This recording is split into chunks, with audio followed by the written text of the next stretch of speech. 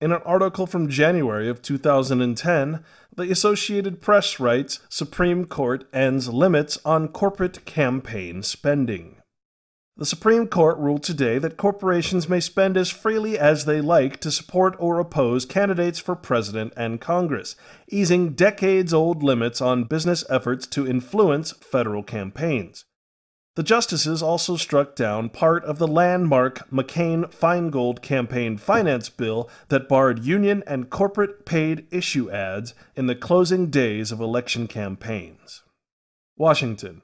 A closely divided Supreme Court on Thursday swept away long-standing limits on campaign spending by unions and corporations. In a long-awaited decision, the court's emboldened conservative majority declared that the limits on so-called independent expenditures by corporations violate First Amendment free speech rights. Remember, corporations are now people, too.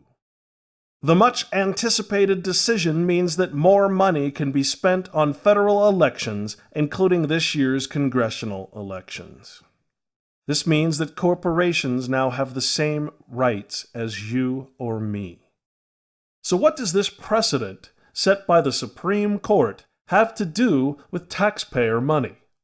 To get the answer to this, let's take a look at the Sunshine Review. Here we have Delaware taxpayer-funded lobbying. Taxpayer-funded lobbying is the practice of engaging in lobbying activities as a public entity. This is done by counties, cities, school districts, public facilities, and many other entities that receive taxpayer money through public funds. This is controversial because the agenda being lobbied for are not decided by taxpayers, whose money is used for the practice. This means the outcomes of lobbying are sometimes opposed to the constituents' benefit. In other words, taxpayer-funded lobbying is not in the interest of the voting, tax-paying public. But let's take a look at another state's taxpayer-funded lobbying. California has the same definition for taxpayer-funded lobbying, meaning that the outcomes of such lobbying are sometimes opposed to the constituents' or taxpayers' benefit. Lobbying the federal government by state and local entities totaled $84.2 million that year. This is the money that's being donated to campaigns. This is the money that's paying for votes. This is the money that is paying for politicians. When we go to California taxpayer-funded lobbying on the Sunshine Review, here we have a list of taxpayer-funded lobbying associations. Remember, an association is a corporation. The following is a list of California taxpayer-funded lobbying associations by type. Here we see lobby after lobby for employees of government-related jobs. Los Angeles Municipal Accountants and Auditors Association, county elections officials. Why election officials would have to have a lobby, I don't fully comprehend. Perhaps they're the ones that accepted bribes to get the riggable, Diebold electronic voting machines in place for California elections. San Diego County Employees Retirement Association. The list goes on and on. California Association of Highway Patrolmen, California Professional Firefighters, Law Enforcement, Police Officers, California Attorneys, Administrative Law Judges, and Hearing Officers in State Employment. Why do these people need a lobby? Association of California School Administrators, Association of Low Wealth Schools, Retired Teachers, Federation of Teachers, School Boards Association, School Employees Association. It goes on and on. Association of Joint Powers Authorities, Local Agency Formation Commissions, Professional Scientists, sanitation agencies. Why do trash men need a lobby? I mean, really, do trash men need taxpayer money to have a lobby so that they can ask the government for something? It doesn't make sense. California Fish and Game Warden Supervisors and Managers Association. Public Parking Association. Remember, public parking has become a privatized corporation. So your taxpayer money is going to a private company to lobby the federal government in order to make their life as a private corporation acting in lieu of a public office a lot easier. California State Park Rangers Association. Mosquito and Vector Control Association of California? What could people who... What can these people possibly be lobbying the federal government for, let alone the state government? They're mosquito people. They study bugs.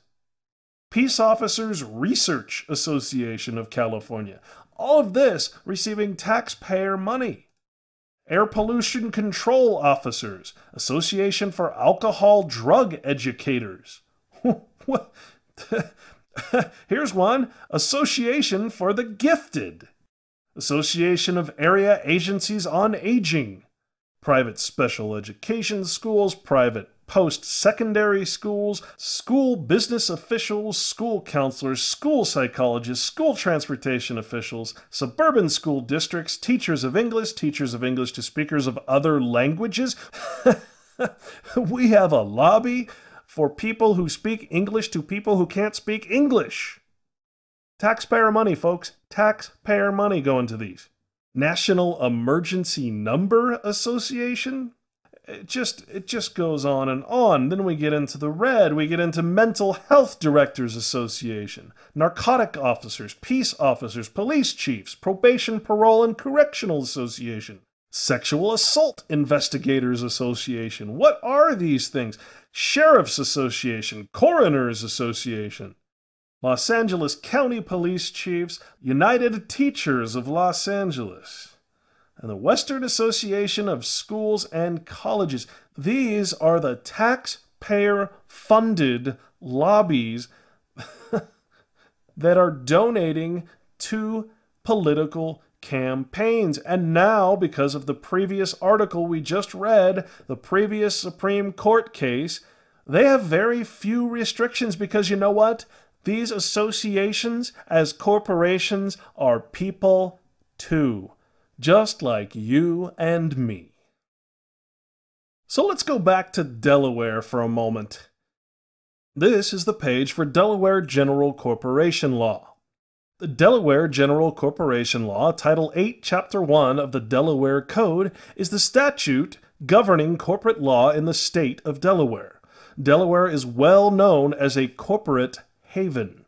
Over 50% of U.S. publicly traded corporations and 60% of the Fortune 500 companies are incorporated in that state. Now, as we mentioned earlier, a corporation that is incorporated in another state while operating in a different state is a foreign corporation.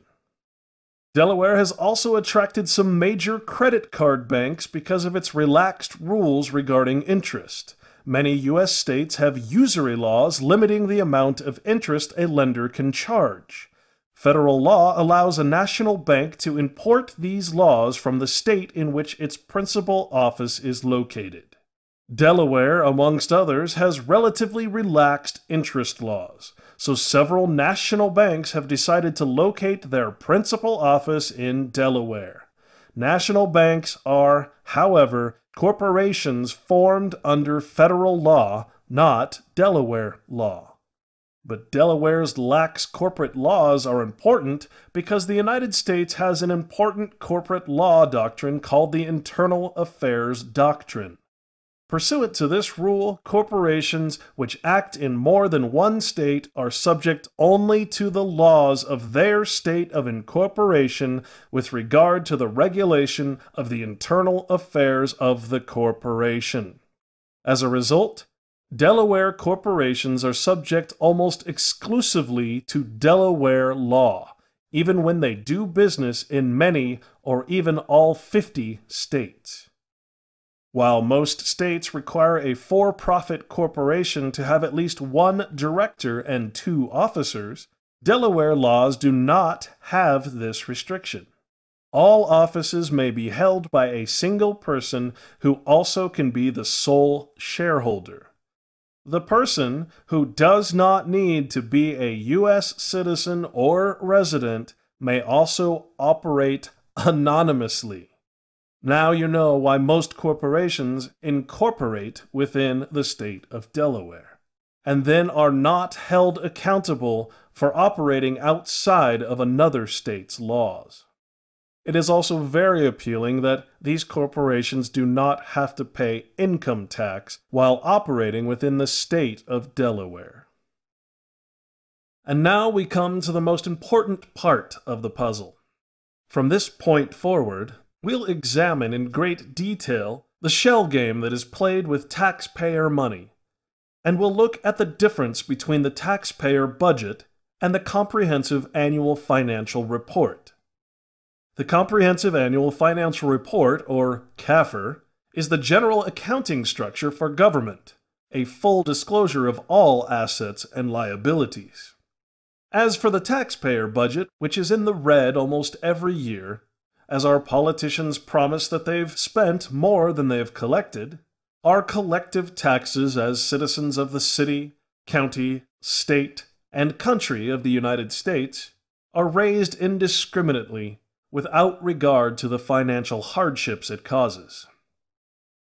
But what we must understand is that the taxpayer budget is only a small portion of the government's full financial statement, the Comprehensive Annual Financial Report. The taxpayer budget basically only accounts for the taxes collected from you and me, and the expenditures that the government uses that taxpayer money for within the year. Of course, as an excuse to continuously raise taxes year to year, we find that the thousands and thousands of individual governments throughout the states and the nation always spend more money than they take in. And for the most part, this taxpayer budget is an honest accounting of tax money expenditures. But what is not talked about openly in the media or in any candid public disclosure of note is the financial investments, assets, and holdings of each of the over 185,000 individual governments, municipalities, states, counties, cities, townships, city councils, school districts, enterprise operations, pension funds, and other governmental corporations have in their possession, which are listed on the full financial statement. This is called the Comprehensive Annual Financial Report, the CAFR. As alluded to by the former Comptroller General, Mr. David Walker, this report is mandated by federal law to be filed by all of these thousands of governmental corporate structures. But in truth, the CAFR is literally the Achilles heel of the United States government, U.S. Inc.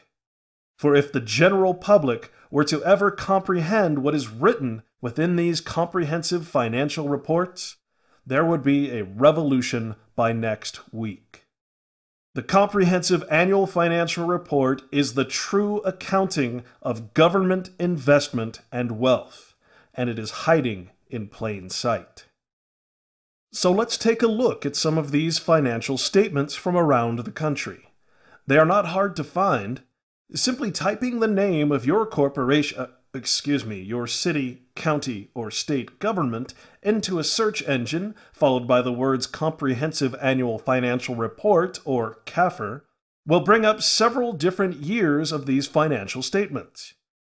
When considered collectively, we find that through these stock investments, collective government has controlling interest in all Fortune 500 companies and most other major corporations in and outside of the United States. I'm about to show you just how true this really is by looking at these financial statements and reading aloud the government's own words. Mr. Walker was quite right when he said that nobody wants to read these reports, due to their lengthy and hard-to-understand facts and figures presented within their often hundreds of pages. But unfortunately for Mr. Walker, I am not nobody.